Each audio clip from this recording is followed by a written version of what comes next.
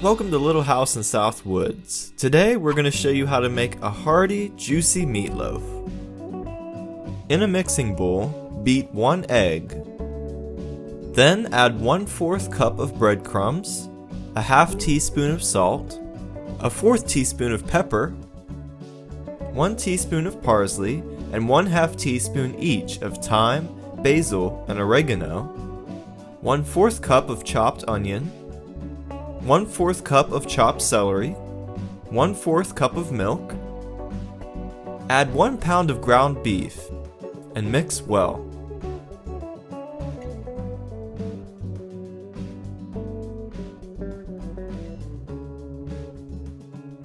In a shallow baking dish, pat mixture into a loaf.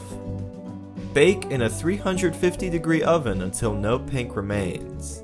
Bake the loaf for 45 to 50 minutes. Transfer to a platter, top with barbecue sauce or ketchup, serve, and enjoy.